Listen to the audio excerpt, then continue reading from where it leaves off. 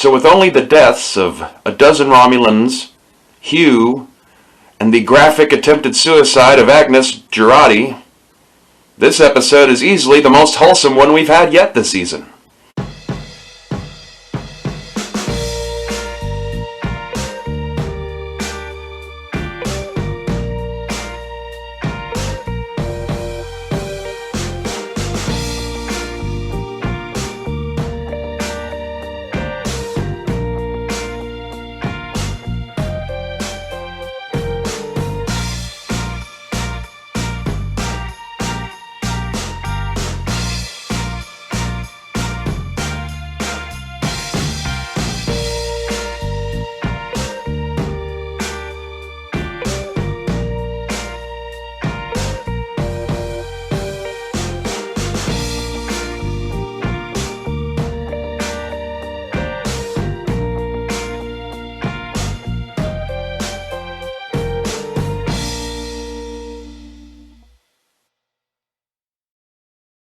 Well, hey gang, it's your old pal, King Waspinator here.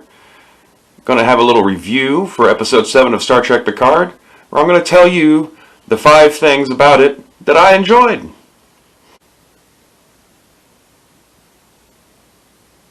Well, right off the bat, as we all knew it was going to be the case from the previews for this episode from last week, Picard and Soji come to the planet where Will Riker, Deanna Troi, and their daughter are now living. And for them, it took up the bulk of the episode's time, and it was all extremely excellent to see. Aside from a few hesitant moments here and there, Jonathan Frakes and Marina Sirtis and Patrick Stewart all did a good job of kind of falling back into the groove of interacting with each other as their characters, and it all seemed very natural. I took real quickly to Riker's daughter, and her interactions with Soji were pretty nice. This episode did a lot to humanize Soji, and I guess that brings me to point number 2. I have to admit, this episode kind of surprised me in that it's making me start to kind of like Soji a little bit. But even more surprising, it actually has me liking Raffi. And up until this point, Raffi has, to me, been like one of the weak links in terms of acting. But suddenly I'm kind of starting to see it.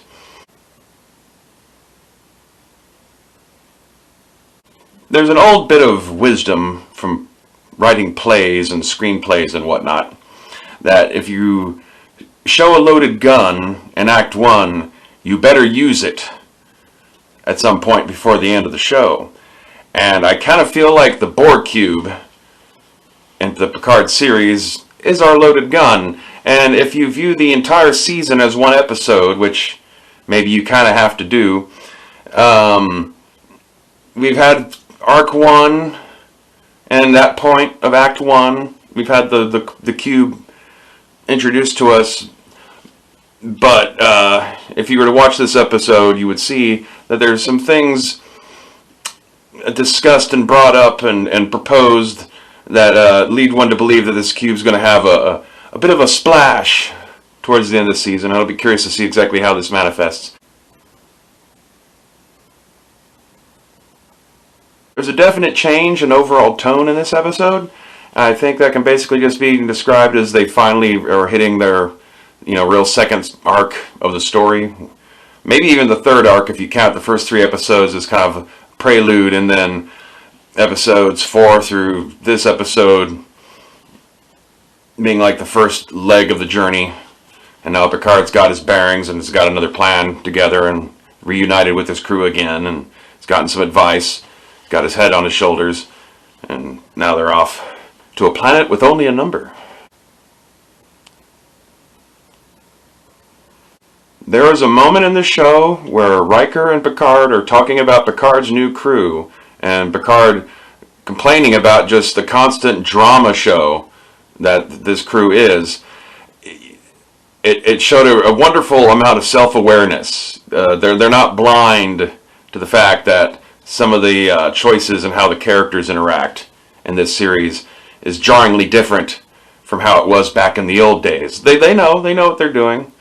I dare say it's on purpose, perhaps, as kind of a bit of contrast, maybe. we'll just have to wait and see how it goes. I get the feeling that Agnes is going to be redeemed somehow, but I kind of feel like they just need to get her off. I don't know. Well, obviously Rio's already got her off, so hey. Anyway, I guess that's it for this review. Not that all that much of it. I mean, I'm just telling you it's a good show. Please watch it. Don't just be watching YouTube videos that are just geared to just automatically make you dislike it. If you're hearing nothing but negative about something, then go figure you're going to have a negative opinion about it. But without actually seeing it yourself, you really don't know how you feel. So all I'm saying is just pay your $6.99. As soon as Picard's over, you can stop paying your $6.99 a month. Good Lord, I don't like keeping CBS All Access on all the time. Not until they get more shows up. But frankly, if we want Star Trek to continue to survive and be viable, at some point, CBS All Access as a venture is probably going to fail, and all these Star Trek shows being made by Secret Hideout will come to an end. But after that, someone's going to pick up the pieces potentially and make Star Trek again in some other format, on some other platform. And if and when they do, when they get the rights to Star Trek, we want them to actually want to use the rights, because we want them to think that, oh, this is a viable property that people want to watch.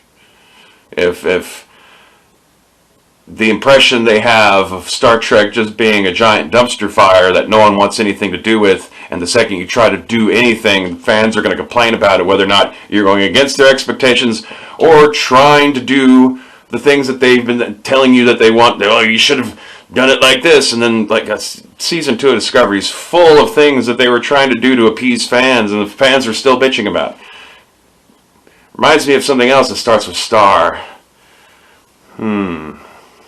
Anyway, I guess I'll talk to y'all when I talk to y'all. Be sure to hit that like and subscribe and the bell. And, yeah. Now, behold, I have the future sight. As I stare into the future of YouTube, I can see channels. I can see them, YouTube channels, talking about Star Trek Picard Episode 7. Yes, I see Dave Cullen. I see Nerdrotic. I see Robert Meyer Burnett. Yes, I see Midnight's Edge. I see them. I see Critical Drinker. They're nitpicking it.